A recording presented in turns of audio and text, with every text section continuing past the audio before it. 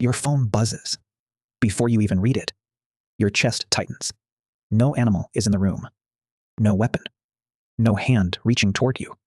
And yet, an older part of the body has already started preparing for danger.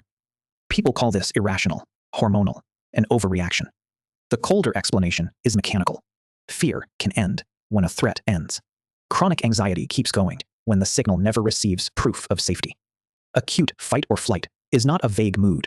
It is sympathetic activation and the HPA axis, using adrenaline and cortisol to mobilize attention, glucose, heart rate, and readiness. In plain terms, the body moves fuel and focus before thought has even named the problem. Hold that tiny moment in place. It is a locked doorbell ringing in an empty hallway. The body hears the signal before anyone knows who is outside. Fear has an object. The survival sequence can begin before consciousness has found a story. The easy explanation is that the body is malfunctioning, that it has mistaken a harmless life for an emergency, and now the mind is producing noise without cause. Keep that explanation alive for a moment. It is tempting because it is simple. But threat systems do not wait for perfect evidence. They respond to probability, ambiguity, and incomplete cues. In ordinary language, the alarm can sound before the house has confirmed a burglar. So the simple answer breaks down here. A smoke detector reading steam, dust, and heat as possible fire is not being elegant. It is doing the blunt work of survival. The absence of a visible burglar does not prove there was no input. It may only mean the fear feels irrational because consciousness wants an object, while the nervous system is tracking uncertainty. Joseph Ledoux's fear conditioning work at New York University mapped auditory threat routes to the amygdala. The amygdala, in plain terms, is a fast sorting station, not a mystical fear button. It helps the organism decide whether a signal deserves preparation, well before the slower story-making parts of the mind have finished their sentence. This matters, because a sound in the dark does not first become a neat thought. It becomes a tightened stomach, a locked jaw, a held breath, and only afterward the sentence, "That was probably nothing." The body is not waiting for literature. It is waiting for enough signal to move. The threat pathway is an early warning route, not a final verdict. Think of a border checkpoint that waves emergency vehicles through before the paperwork is complete. It may send the wrong vehicle through, but in the old arithmetic of survival, delay could be more expensive than error. Now, set the brain scan language aside for a moment. This is why motor cues can feel so violent while looking so small.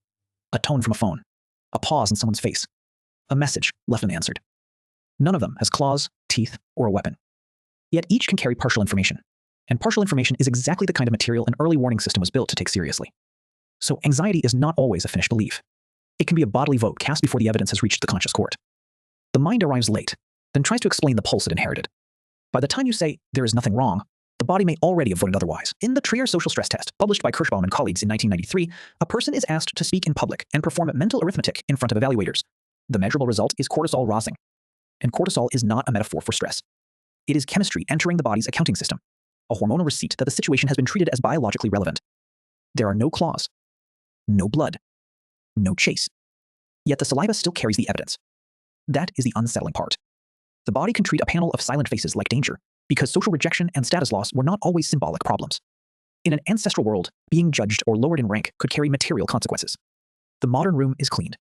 The old calculation is not. And this is where the modern world becomes less harmless than it looks. Dickerson and Kameni's 2004 meta-analysis found especially strong cortisol responses when stressors involve social evaluative threat and uncontrollability. Plainly, the body reacts harder when it is being judged and when it cannot force the outcome to end. That combination creates a courtroom inside the bloodstream where silent observers become weather systems. The verdict has not arrived, so the air pressure keeps shifting.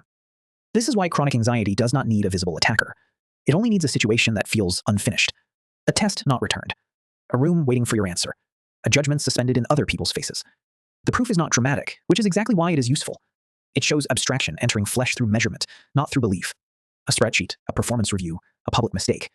Each one can borrow the chemistry of danger without ever touching the skin. Bruce McKeon's allostatic load model describes the cumulative biological cost of repeated adaptation. In daily terms, it is the cost of never hearing the final click of a lock after the body has already braced itself for entry. The stress response was not designed to be cruel. It was designed to adjust. Blood pressure shifts, attention narrows, energy is mobilized, and the organism becomes ready to move. But when adaptation is demanded again and again, without a clean ending, the adjustment itself begins to leave residue. This is not panic as theater. It is accounting. Ancestral danger often had an edge. Escape ended it. Injury ended it. Victory ended it. Exhaustion ended it. It can stay open as unpaid bills, unread messages, delayed medical results, unstable work, status comparison. It does not always attack. It waits.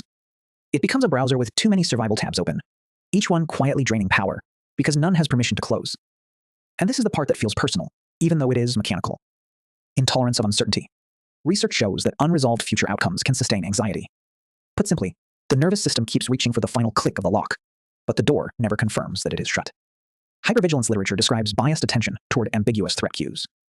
In bodily language, the mind keeps checking the hallway for a sound that might be footsteps, and every unclear signal becomes eligible for danger. A delayed reply is not a predator. A balanced do is not a wound.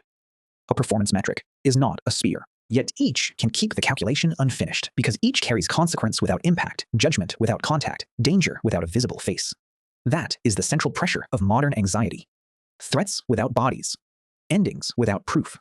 The nervous system is not failing to calm down. It may simply be waiting for evidence that the problem has ended.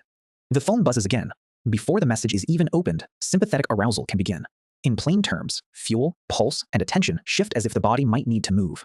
Amygdala, fast routing, can push that preparation ahead of conscious explanation. In plain terms, the ancient guard reacts before the report has been translated. But this guard was posted at the edge of a village that no longer has walls, only signals. A tone, a delay, a number, a name left unanswered. None of these has claws, yet each can arrive as an unfinished survival cue. Cortisol response to social evaluation shows that judgment can become biological pressure. In plain terms, being measured by other people can feel like danger arriving without a weapon. Allostatic load names the cost of repeated adaptation. In plain terms, every adjustment leaves a small debt when the system never receives a clean stop. So the question shifts one last time. Uncertainty intolerance keeps the future open as a threat. In plain terms, the lock never clicks. Hypervigilance keeps attention tilted toward ambiguous cues. In plain terms, the guard keeps hearing footsteps inside static. Chronic anxiety isn't proof that danger is everywhere. It's proof that the body was built for a world where safety had physical evidence, and modern life asks it to stand down on trust alone. The frightening part isn't that the alarm exists, it's that civilization learned how to ring it without ever giving it a door to close. The frightening part isn't that the alarm exists. It's that civilization learned how to ring it without ever giving it a door to close.